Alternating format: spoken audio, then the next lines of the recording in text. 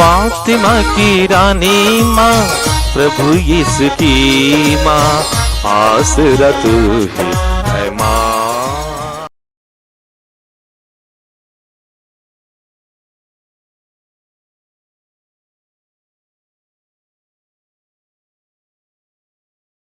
पहला पाठ संत योहन का पहला पत्र, अध्याय 2, पद संख्याएं 18 से 21 तक। बच्चों, यह अंतिम समय है। तुम लोगों ने सुना होगा कि एक मसीह विरोधी का आना अनिवार्य है। अब तक अनेक मसीह विरोधी प्रकट हुए हैं। इससे हम जानते हैं कि अंतिम समय आ गया है। वे मसीह विरोधी हमारा साथ छोड़कर चले गए, किंतु वे हमारे अपने नहीं थे। यदि वे हमारे अपने होते तो वे हमारे ही साथ रहते। वे चले गए जिससे यह स्पष्ट हो जाए कि उनमें कोई भी हमारा अपना नहीं था। तुम लोगों को जो मसीह की ओर से पवित्र आत्मा मिला है और तुम सब सत्य जानते हो।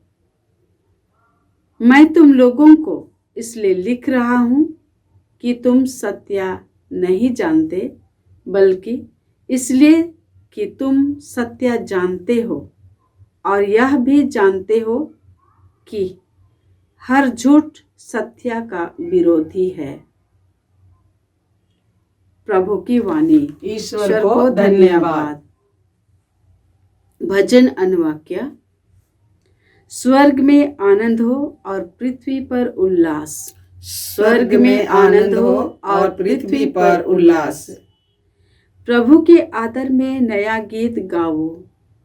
समस्त पृथ्वी प्रभु का भजन सुनाए। भजन गाते हुए प्रभु का नाम धन्य कहो। दिन प्रतिदिन उसका मुक्ति विधान घोषित करते जाओ। अनुवाक्य। स्वर्ग में आनंद हो और पृथ्वी पर उल्लास। स्वर्ग में आनंद हो और पृथ्वी पर उल्लास। स्वर्ग में आनंद हो और पृथ्वी पर उल्लास। सागर की लहरें गरज उठे, खेतों के पौधे खिल जाएं और वन के सभी वृक्ष आनंद का गीत गाएं। अनुवाक्य। स्वर्ग में आनंद हो और पृथ्वी पर उल्लास। स्वर्ग में आनंद हो और पृथ्वी पर उल्लास। क्योंकि प्रभु का आगमन निश्चित है, वह पृथ्वी का न्याय करने आ रहा है। वह धर्म और सच्चाई से संसार के राष्ट्रों का शासन करेगा। अनुवाक्य। स्वर्ग में आनंद हो और पृथ्वी पर उल्लास। स्वर्ग में आनंद हो और पृथ्वी पर उल्लास। जय घोष। हालेलुया। शब्द ने शरीर धारण कर हमारे बीच निवास किया। जितनों ने उसे अपनाया, उन सबों को उसने ईश्वर की संतति बनने का अधिकार दिया है। हालेलुया। प्रभु आप लोगों के साथ हो और आपकी आत्मा के साथ। संत यूहन्ना के अनुसार पवित्र सुसमाचार। हे प्रभु तेरी महिमा हो। अध्याय 1 पद संख्या 1 से 18 तक। आदि में शब्द था, शब्द ईश्वर के साथ था और शब्द ईश्वर था। वह आदि में ईश्वर के साथ था।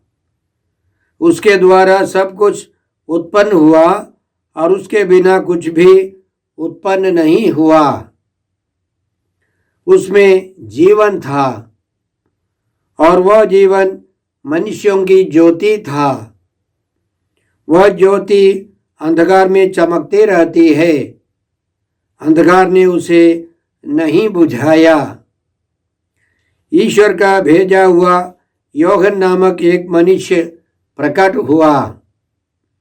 वह साक्षी के रूप में आया, जिससे वह ज्योति के विषय में साक्ष्य दे और सब लोग उसके द्वारा विश्वास करें। वह स्वयं ज्योति नहीं था, उसे ज्योति के विषय में साक्ष्य देना था।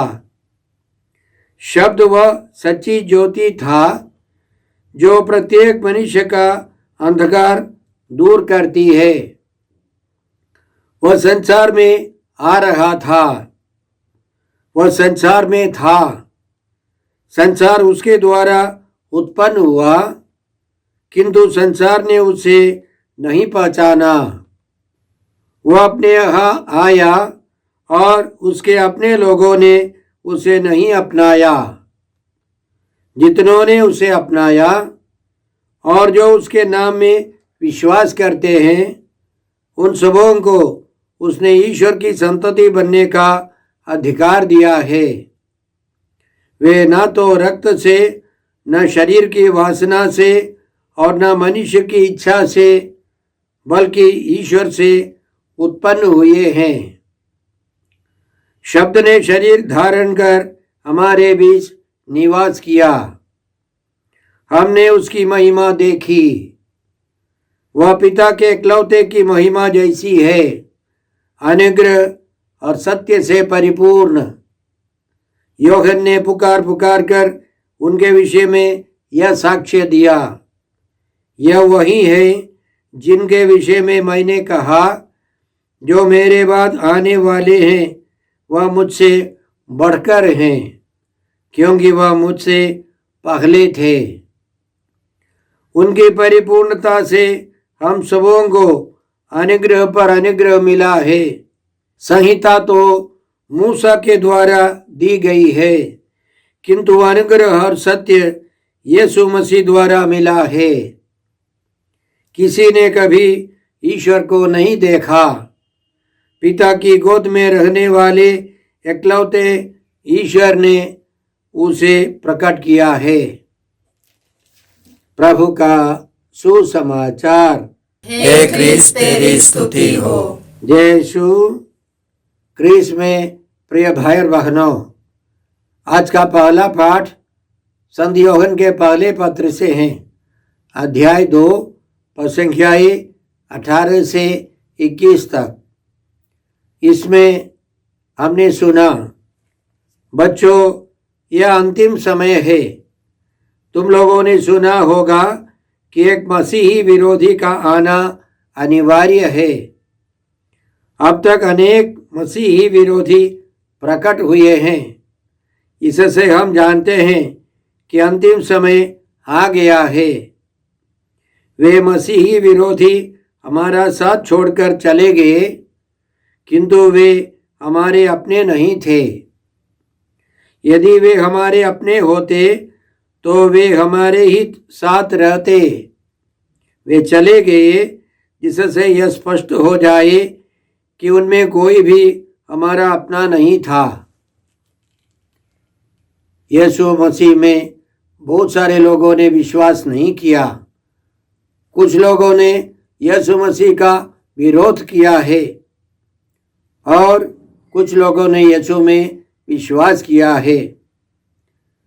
जो मसीही विरोधी है उनका आना अनिवार्य है। अनेक व्यक्ति यीशु में विश्वास नहीं करते थे।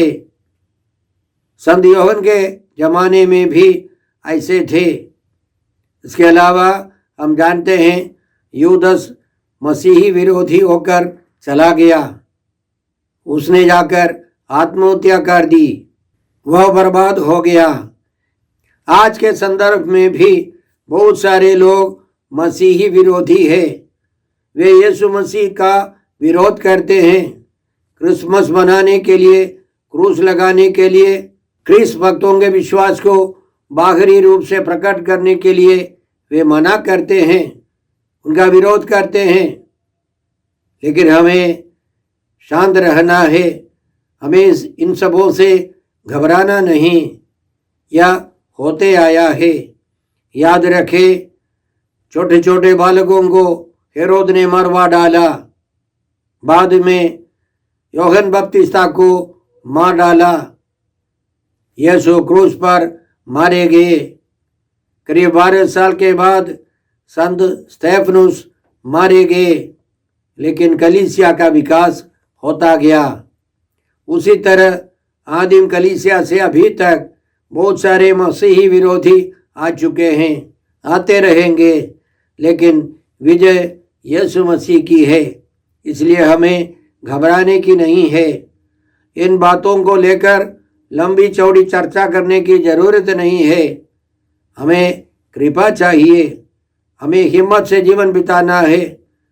उन हत्यारों को भी, उन मसीही विरोधियों को भी हमें प्यार करना है, उनके लिए प्रार्थना करनी है। याद रखें, साउल नामक एक युवक मसीही विरोधी था, लेकिन यीशु ने उसे रास्ते पर मार गिराया। वो अंधा हो गया। 3 दिन उसने खाना नहीं खाया, पानी तक नहीं पिया। वह प्रार्थना में था। अनानियास नामक एक व्यक्ति ने, पवित्र व्यक्ति ने उसके सिर पर हाथ रखकर प्रार्थना की। उसकी आंखों से छिलके गिर गए। उसने देखा, उसने विश्वास किया, उसने भोजन किया और उसने बपतिस्मा ग्रहण किया। उस व्यक्ति में नया जीवन आ गया। वह संत पौलुस बन गए। उन्होंने प्रभु के लिए प्रचार किया, अथक परिश्रम किया, बहुत सारे विश्वासियों को हासिल किया। उसी तरह हमारी प्रार्थना है कि सभी मसीही विरोधी पश्चाताप करें, प्रभु यीशु में विश्वास करें और उनके प्रचारक के रूप में निकल पड़े। आज के पहले पाठ के अंतिम में हमने ये भी सुना, तुम लोगों को तो मसीह की ओर से पवित्र आत्मा मिला है और तुम सब सत्य जानते हो। पवित्र आत्मा उतरने पर ही हम सत्य को पहचान सकते हैं। पवित्र आत्मा हमको समझाता है कि पिता ईश्वर कौन है। ईश्वर को हम अब्बा पिता पवित्र आत्मा की शक्ति से, कृपा से ही बुला सकते हैं। यीशु मसीह हमारे प्रभु है, यह पवित्र आत्मा हमें समझाता है। पवित्र आत्मा को हम अपने सहायक के रूप में उसकी ही कृपा से पहचान सकते हैं। पवित्र आत्मा हमें सत्य की ओर ले चलता है। प्रभु यीशु ने वादा किया था, जब वो सत्य का आत्मा आएगा तो वह तुम्हें पूर्ण सत्य तक ले जाएगा और आने वाली बातों के विषय में बताएगा। वह मुझे महिमान्वित करेगा। पवित्र आत्मा की शक्ति से ही हम सत्य को पहचान सकते हैं। और अंतिम में संत यूहन्ना इसी तरह लिखते हैं, तुम सत्य को जानते हो और यह भी जानते हो कि हर झूठ सत्य का विरोधी है। हर झूठ सत्य का विरोधी है, यह भी पहचानना है। यह पवित्र आत्मा हमको समझाता है। इसलिए हम प्रभु को धन्यवाद देते हैं कि हम यीशु में विश्वास कर सकते हैं। जैसे आज हम लोगों ने स्तोत्र 96 से वचन लेकर दोहराया, घोषणा की, प्रभु के आदर में नया गीत गावो, समस्त पृथ्वी प्रभु का भजन सुनाए, भजन गाते हुए प्रभु का नाम धन्य कहो, दिन प्रतिदिन उसका मुक्ति विधान घोषित करते जाओ। स्वर्ग में आनंद हो और पृथ्वी पर उल्लास, सागर की लहरें गरज उठे, खेतों के पौधे खिल जाए और वन के सभी वृक्ष आनंद का गीत गाए, क्योंकि प्रभु का आगमन निश्चित है। वह पृथ्वी का न्याय करने आ रहा है। वह धर्म और सच्चाई से संसार के राष्ट्रों का शासन करेगा। हम जानते हैं कि प्रभु यीशु मसीह आए हैं। 2000 साल पहले गौशाला में आए हैं, एक बालक के रूप में आए हैं और वही प्रभु वचन के द्वारा, प्रार्थना में और पवित्र संस्कारों के द्वारा, विशेष रूप से मिस्सा बलिदान के द्वारा प्रतिदिन आते हैं। साथ साथ हम विश्वास करते हैं इस युग के अंतिम में, इस संसार के अंत में यीशु हम सबों का न्याय करने आएंगे। इसलिए हमें इस प्रकृति के साथ खुशी मनाना है, आनंद मनाए। आज के सुसमाचार में संत यूहन्ना हमको समझाते हैं कि यीशु मसीह आए हैं एक नई सृष्टि बनाने के लिए। याद रखें, उत्पत्ति ग्रंथ की शुरुआत में हम पढ़ते हैं कि इस पृथ्वी पर अंधकार छाया हुआ था, बहुत अस्थिरता थी। ईश्वर का वचन और पवित्र आत्मा उतरे तो ईश्वर ने यह वचन दिया, यह वाणी भेजी, प्रकाश हो जाए, तो प्रकाश हो गया। और ईश्वर ने प्रकाश और अंधकार को अलग कर दिया। हम इसके बारे में इस प्रकार पढ़ते हैं, प्रारंभ में ईश्वर ने स्वर्ग और पृथ्वी की सृष्टि की। पृथ्वी उजाड़ और सुनसान थी, अथाह गर्त पर अंधकार छाया हुआ था और ईश्वर का आत्मा सागर पर विचरता था। ईश्वर ने कहा, प्रकाश हो जाए, और प्रकाश हो गया। ईश्वर को प्रकाश अच्छा लगा और उसने प्रकाश और अंधकार को अलग कर दिया। आगे हम पढ़ेंगे, ईश्वर ने जीवन का सृजन किया। उसी तरह संत यूहन्ना अपने सुसमाचार की शुरुआत में इसी तरह लिखते हैं, आदि में शब्द था, शब्द ईश्वर के साथ था और शब्द ईश्वर था। आदि अनाद अनंत वचन वह यीशु मसीह है। और इस पूरे सुसमाचार में संत यूहन्ना क्या प्रस्तुत करने वाले हैं? वह है जीवन, ज्योति, अंधकार, विश्वास और साक्ष्य देना। ये सब संत यूहन्ना प्रस्तुत करते हैं। और संत यूहन्ना का कहना है, उस अनादि अनंत वचन में, शब्द में जीवन था और वह जीवन मनुष्यों की ज्योति था। वह ज्योति अंधकार में चमकती रहती है, अंधकार ने उसे नहीं बुझाया। सुसमाचार की शुरुआत में संत यूहन्ना हमको यह समझाते हैं कि यीशु मसीह एक नई सृष्टि करने के लिए, नया सृजन के लिए आए हैं। हम सबों को ईश्वर की संतान बनाने के लिए आए हैं, ईश्वर के परिवार के सदस्य बनाने के लिए आए हैं। संत यूहन्ना ये भी हमको समझाते हैं कि यीशु मसीह सच्ची ज्योति बनकर आए, लेकिन बहुत सारे लोगों ने उनको स्वीकार नहीं किया, उनका विरोध किया, इसलिए उनको क्रूस पर उन्होंने मार डाला। साथ साथ संत यूहन्ना यह भी प्रस्तुत करते हैं कि यूहन्ना बपतिस्ता आए हैं यीशु मसीह का साक्ष्य देने के लिए, लेकिन बहुत सारे लोगों ने संत यूहन्ना को मुक्तिदाता मानने लगे। यूहन्ना खुद नहीं चाहता था कि लोग उसकी ओर आकर्षित हो जाए। यूहन्ना की इच्छा थी सबके सब प्रभु यीशु के पास जाए। आज के सुसमाचार का सबसे महत्वपूर्ण रहस्य यह है, जितनों ने उसे अपनाया, जितनों ने यीशु को अपनाया, शब्द को, वचन को अपनाया और जो उसके नाम में विश्वास करते हैं, उन सबों को उसने ईश्वर की संतति बनने का अधिकार दिया है।